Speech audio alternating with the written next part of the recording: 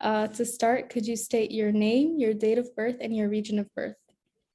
So my name is Mawadah Nofal. I was born in Cairo on the 27th of May in 2002.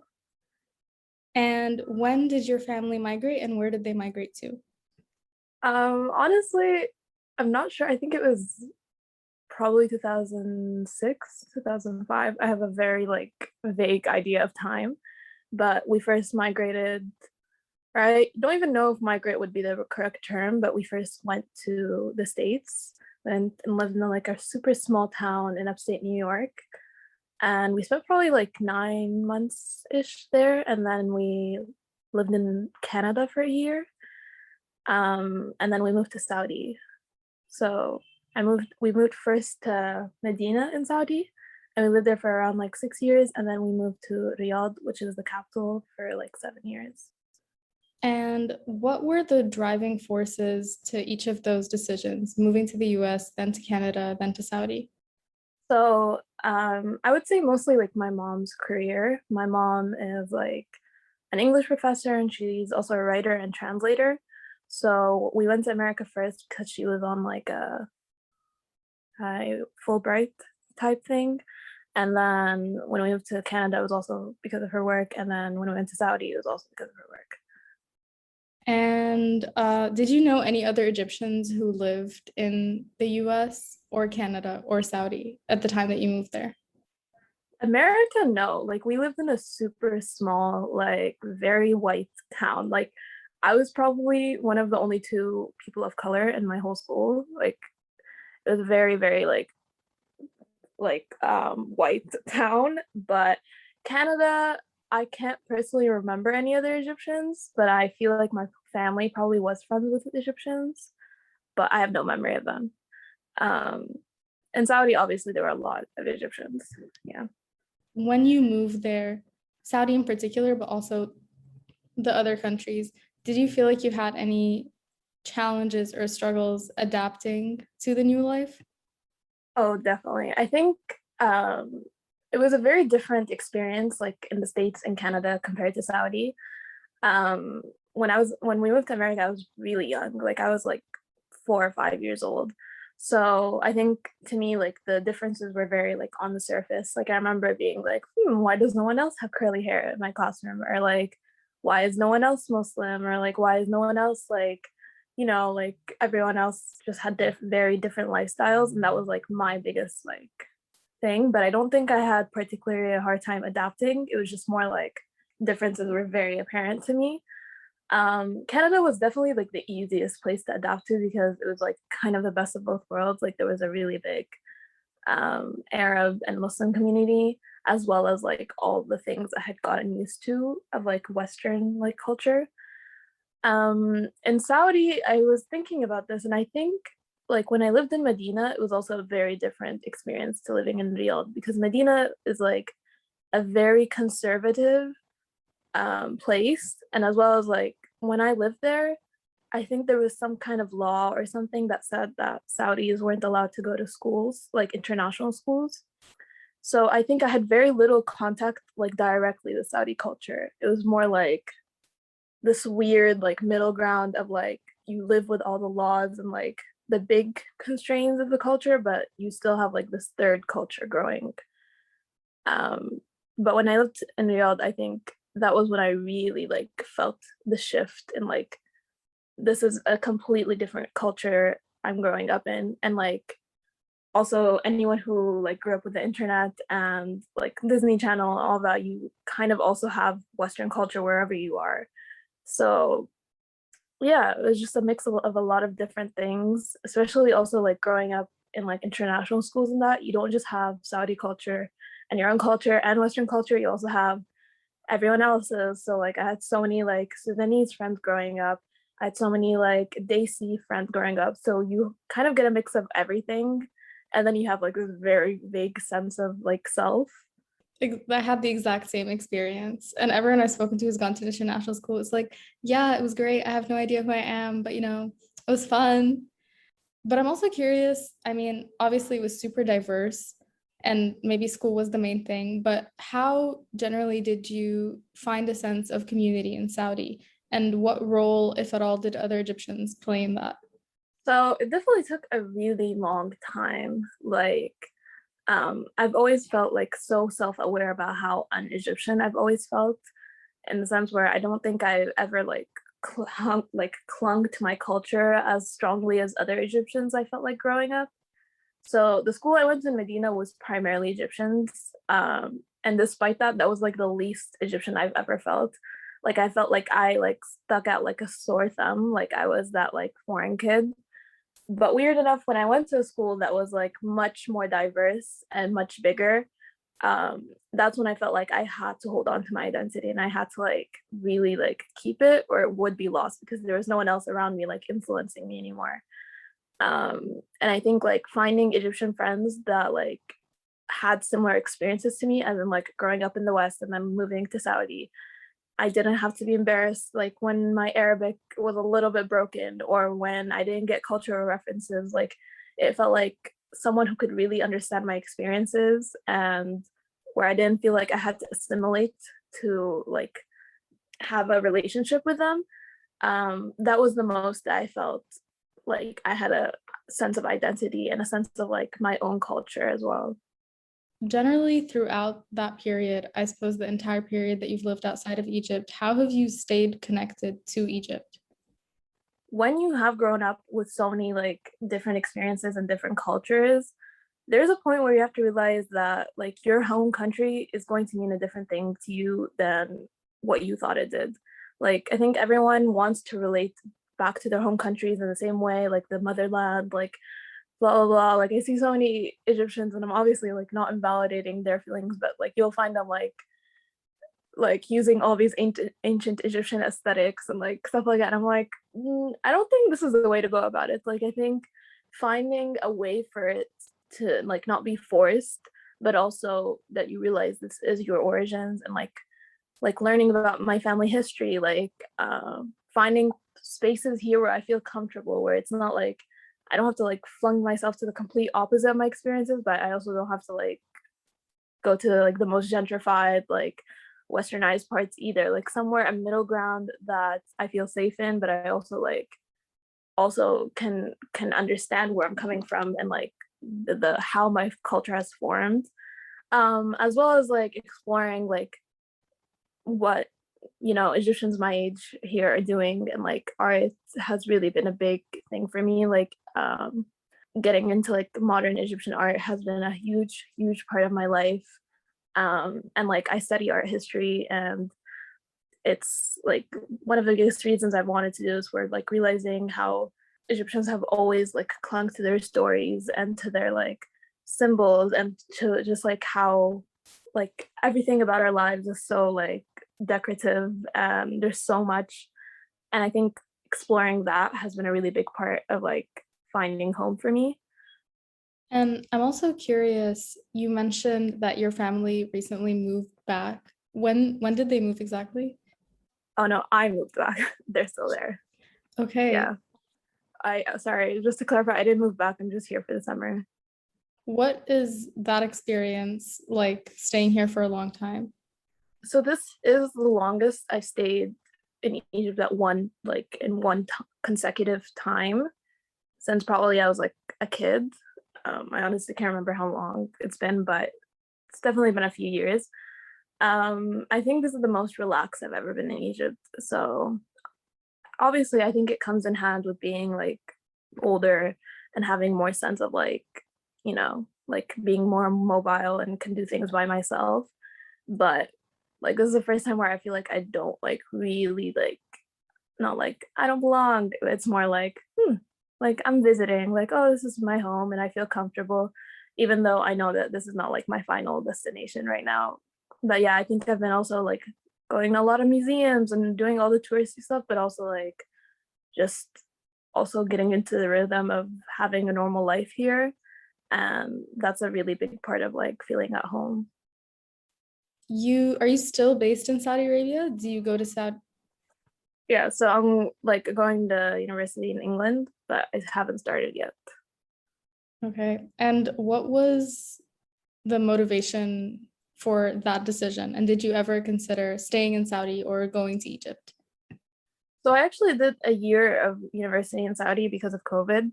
So I was kind of like forced into that corner. I did consider a lot of like moving back to Egypt, but both because of like what I want to pursue, like I like there's no art history like degrees here, and also like I just felt like I don't know, I felt like my chances were probably better like going to school outside. Um, I don't know, like it's hard to describe, but I felt like everyone here was kind of had a big like starting chance, if that makes any sense. Like I felt like it would be really hard for me to come back here and like start at this age right now. No, that makes perfect sense. I feel like that was another like factor for me when I was considering where I was like, I'm going to go with like the social circles and emotional maturity of like a 12-year-old, whereas everyone's Yeah. like 18 and I don't have any of that. So I was like, you know what? We can unpack that later. I let uh, me just put a lid on that. yeah, like I felt like going somewhere so far away, but at least had that like idea of like an international student where you're not expected to begin at the same level as everyone else. I felt like that was a lot more comfortable than going back right now. And also I felt like it was a lot more like going to university is a whole thing, and then having to like be confronted by your home country is a whole other thing. Um, but obviously, I don't know, maybe one day, like maybe next year I'll be like, time to go back. Like the possibility is always there. I mean, why not? Like, I feel like for me as well, after I moved back, I was like, you know what? This is kind of viable. Like, I see a place for myself here that I didn't really see before. Friends who like went to school with me in Saudi and like moved back here and like are doing just fine. I think to me it was just like I think probably like opportunities wise, it would be wiser to go like abroad if I could manage it. How old were you when you first moved to Saudi? I was like entering the first grade, so I think I was probably like 7, maybe. Again, no sense of time, but yeah, I was in the first grade, and that's why I think it was like a very like intense move because it wasn't just like moving, but it was also like you're starting school and you're obviously entering like the first conscious age. And when you look back at that time, what are your earliest memories of Saudi or your first impressions? I also think like when I moved to Saudi, I didn't really realize we were moving there. I like had like some family there, and I just assumed we were going for like Umrah and like staying for like a month. Like I didn't think I really like delved into the idea of us like moving there.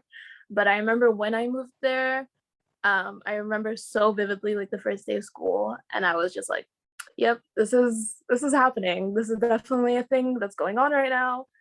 And it was just so weird. And I remember I like was the only kid who like spoke English, and I didn't speak Arabic that well at that time.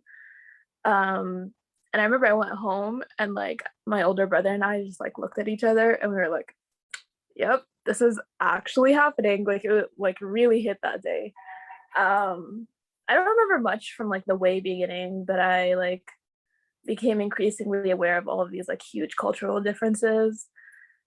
Generally, how do you think throughout the time that you were there that you were able to find a sense of belonging or lack thereof? Would you consider Saudi Arabia home? Definitely not. um, yeah, so I've been pondering on this a lot, like since I've like moved out of there. Um, I think the way that like expats are treated in Saudi, or the way especially like Arab expats or Egyptians, I would say, because I can only speak from my experience, you're definitely treated like not fully part of society. Like I've lived there my whole life. I've lived there longer than most of my Saudi friends. Like I've lived there for a long time, and I can never like really say that I belong there or that was my home or anything, because like thinking about all of like my big experiences, like I realized it was always like, yeah, like good for you, but remember you're not really from here, or remember like they come first, like Saudis come first. I have such a vivid memory of like when I first moved to Riyadh, and I went to a school that had more Saudis and like was much more diverse. So I wasn't just like aware of like me as an Egyptian, but I was also aware of how other like ethnicities and nationalities were treated. There was this girl in my class who was Saudi, and I remember, I don't know what the argument about, but she was arguing with this other girl, and she was like, first of all, إحنا أولى, like we come first, like we are the priority. So that really was something that like I think I like internalized all my life. I think it will take a lot of me to like unpack that like moving forward. Even when I come here, I also realized that like when I would go back to Egypt, I also had that internalized. Like I always had that like I'm not really like I don't live here. Like I'm not really from here. Like even when I would like do something over the summer, like a sports thing or any type of activity, I realized I like never gave it my all because I knew I'd go back. I realized I like have never really felt comfortable talking about like Egyptian issues because I always felt like it was not my place. So it was always that thing where I just never had like that place of speaking for anything. And I never felt like I could like reference anything. Even like when I got older and I started working a bit like doing like I ran a magazine when I was there. I remember like feeling like I could never really like get into the art scene. I never felt like I could really like reach out to people and be a part of what they were doing or anything. Like I felt like there was a very clear line that I could never cross. Simply, especially GCC as well. Like, I think that there's very much temporariness to the entire experience where you really just dip your toe in things and you're not going to give it your all because you know that you're leaving eventually. But you mentioned like a couple of experiences. Is there anything else that stands out to you, or were there any things that you felt were specific about being an Egyptian migrant that shaped your experience? So I think the biggest thing that comes to mind when I think about being Egyptian is that being Egyptian is like a very weird gray area where you are like not fully like the other Arabs. Like you're not really considered like how the Gulf Arabs are or the Levantine, like Syrians, Lebanese people are. But you're also like not like discriminated against the way other like ethnicities and like marginalized people are. So like you can either choose to like assimilate or get eaten and like be groups with the other people. And I think that is like a very like big challenge for a lot of people. So I think there was a period of time where I barely spoke Arabic at all at school, and people did not even know I was Egyptian. And I really realized like a jarring difference versus when I started speaking Egyptian, and like when I started like fully expressing like my identity or whatever. So yeah, like I don't think a particular experience from that stands out to me, but I just remember like over the course of those like 3-ish years when I was in high school and like being more comfortable speaking in Arabic and like being more comfortable doing my own thing, I realized the difference. Whereas like when I could pass as anything else and when I could like be accepted more. I feel like I could genuinely write a thesis on the way that people treat me when I speak in English as opposed to when I speak in Egyptian Arabic. Literally, like it'd be the smallest things. Like I remember I was once at like a carnival type thing and I was asking for directions from a guy and he would like make fun of my accent, or like someone would ask me for my help and I would answer in Arabic and they'd make fun of my accent. Or like also when you're like in Quran lessons and like you say like a cough like a little softer and you feel like the teacher is trying to correct you, but she's also a little condescending about it. So it was always like these small like microaggressions that were just like constantly there.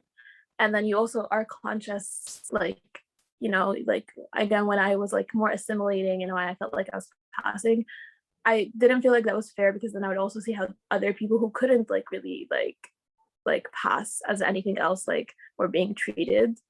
There was always that thing.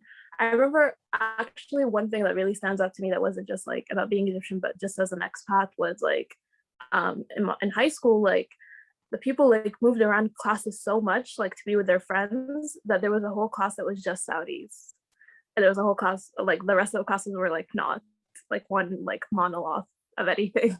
The same thing happened in my school for some reason. I don't know what it was, but it was like unofficial segregation, where it was also just like people were very cliquey with their nationalities. And then there were people who just kind of floated around everywhere. But it definitely did feel like locals were their own thing.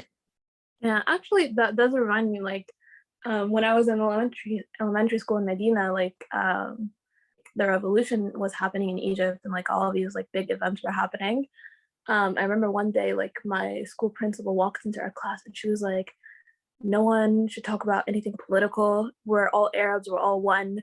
So I was like, "Are we though? Are we all one?" Like there was this like weird like thing where they tried really hard to act like we were just like one homogenous group, while also like you are second class citizens.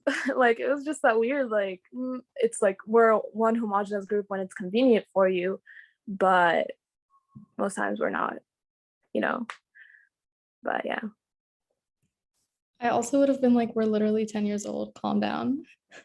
Literally, I was like 9. We're literally the 4th grade. Ridiculous. But yeah. I'm also curious. I mean, I'm sure that you can't speak for them, but generally, in terms of your parents, did you feel like they had any challenges or struggles adapting to life in Saudi? Um, I don't know if particularly life in Saudi. Yeah, I guess so. Maybe like my mom was like very active, like when she was here, like in Egypt, like both work wise and like social life and that. So I felt like in Saudi it was like really hard to find that same type of like community.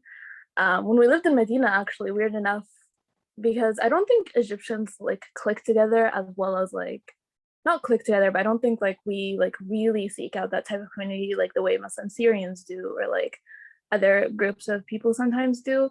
So when we lived in Medina, we literally like would go every Friday to like our Syrian friend's house, and there was like 100 people there.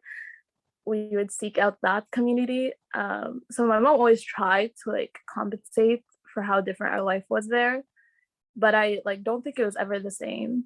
I'm also curious, did you travel to Egypt regularly? And if you did, what were those experiences like? Yeah, so I like went to Egypt one to like probably like sometimes 2 times a year. I think growing up again, like what I was saying earlier, I felt very like on the like sidelines.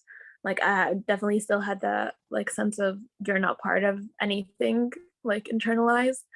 Um, so I felt like I never really like felt comfortable coming to Egypt. I felt like I was always just like I would have to be doing what my siblings were doing or my mom was doing. I never had like my own life here. I never had like my own routine here. Um, but it was also in the same sense, like when I was a kid, it felt like a freeing experience because like especially Medina was very, very conservative. And it was like really hard to grow up there, not gonna lie. So going to Egypt felt like, but it was also like thinking about it now, I'm like, I also didn't like really have any sense of like routine here. So it was so hard to like adjust when I came here. And it was also like a lot of times people were very like intrigued by this like me growing up in Saudi thing. And I felt like I like really hated talking about it because it was like alienizing to me as I grew up a bit. Like the past few years, I've actually really enjoyed coming to Egypt and like just seeing my family and just feeling like I had somewhere to come back to, because no matter what, like Saudi is never somewhere you come back to. Like, you know, like every few years you have to do paperwork and it's always like, again, you're not from here. And then I think again, like the West, at least for me, I don't see myself ever being like, oh, this is home. Like this is somewhere I will always come back to. Like Egypt will always be that no matter what. Not to be the relative who's alienating you, but what parts of growing up in Medina did you feel like were the most difficult? Like mainly the conservative part thing. Um, I went to like a Quran school in like Al Haram, which is like, you know, I bet you can imagine. And I was like a little kid, and like I barely spoke Arabic, or not barely. Like I think I'm like being a little hard on myself, but it was like clear that I was like growing up like with a weird sense of like what I'm doing with my life. But so like yeah, just being like so aware of this very, very intensely like conservative and like honestly sometimes like shameful culture. I think I like started internalizing that from a very young age. Also the idea of like, oh, we're only here temporary, or oh, you're like, yani, that alienizing experience. I don't know, like I felt like Medina didn't have like that many opportunities. There weren't like a lot of parks or like a lot of like children oriented things. Like it was a very like religious oriented like city, which was like obviously okay, but um that was all it was. Like there was not a lot of other things in mind. And it was very hard for me to like understand like how all of these things I was told were wrong, and then I'd go back to Egypt and they were fine. So like I remember messing like censorship and like for example, if there was a picture of like a woman on an advertisement, they'd have to like black it out with a marker, or like music wasn't allowed. All of these things were allowed. So I was being told all these things constantly, like literally from school until I went to the Quran class, until like even on the streets, like someone would like yell at you about what you're wearing. Like it was just this constant thing. And then I would go back to Egypt and I felt very rigid. And I feel like sometimes people were like, you're very intense for a little kid. Like it was a very like hard experience. Riyadh was a little different just because it was like the capital and it was a much bigger city and quote unquote like progressive. Um, I remember that was a thing for me when I went to Kuwait, where I was like, why is there marker on all the magazines? Like, what is up? yeah, or like for example, if a store had like an advertisement of a woman, they would get closed down, or like just stuff like this. I was just like, this is very confusing. And then also you grew up with that as a girl and you're like, what is so wrong about my body? Like why am I like, why is this being shamed? Like um and I've written a lot about this like in poetry and like stuff like that, where I'm like, yeah, it's like you feel like you're public property, and like you feel like you're public property both because of like how like the society like interacts with you, but also because of like again like you're an alien, you're not really like, you don't really have a say in things, you don't really have like a permanent home, like so I think it just takes a lot of time to like dismantle that inside of you.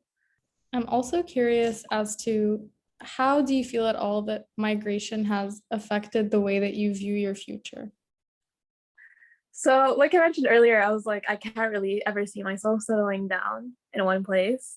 um yeah, so that's I think the biggest thing. I feel like I have absolutely no sense of like settling down or being in one place for long. But I also think it's also a liberating experience realizing that there is no like I think people now are becoming really obsessed with this idea of like otherness. um but I really try not to have that. Like I really try not to internalize that. I don't think I find myself other anything. Like who says there is a starting point? um and I also think it has taught me how to make the best out of situations and how to like find your own people and find your own like sense of community. So like the past few years in Riyadh, I've had like so many good friends, and I've like really pursued a lot of like creative projects, and I've done like I've found a life that was comfortable and that was also like leading up to the life I wanted. So I think that taught me a lot of like skills about how to work with what you have and how to like really envision what you want and how to like work around things. And so I now know what like I don't want in my life, and also like how to go about that. Do you feel that migration has changed your relationship with Egypt at all? Oh, of course. Like um like nothing is in a vacuum. Like everything you experience kind of has a like domino effect on your life. um it will never be the way like people who have grown up here and lived here their whole lives. I have like much older siblings who like lived here their whole entire lives, and I realize we have a very different relationship. I think migration has like taught me that like you can have many different experiences, and like Egypt will always be a part of it. It won't be everything for me. I don't think my like identity begins and stops at being Egyptian. I think like when I think of myself, when someone is like, oh, where are you from? I'll always answer, I'm from Egypt, but I grew up like in all these different places. So yeah, I think, and it's also like a lot less uncommon now. Like so many people are like living in a bunch of different countries. You're just growing up with a combined like sense of culture and self identity, and that will always be the case for me. I don't think I'm ever going to be like, I like all of my mannerisms like are borrowed from all these cultures and all these people who I've grown up with side by side, and all of my friends who are from different cultures, like in Saudi. And I also feel like I just want to keep moving from place to place because I don't want to get stuck anywhere, which sounds like something to work out in therapy, but I'm like, you're just like me. Like, we just need to have like one big like a group therapy for Egyptian expats in the GCC. Like, lots to unpack there. Definitely lots to unpack there. Like, one thing about that, I also think a lot of Egyptians in the GCC have like a very like, like it's what people always talk about when they think of like immigrants or anything, is like striving to like change your life and have like bigger opportunities, and it's like this like very toxic like hustle culture that always feels like you're just trying to beat yourself. So I think we all just need to relax, to be honest. I think we all need to relax and have a hug and just like feel like it's okay. It's okay to calm down.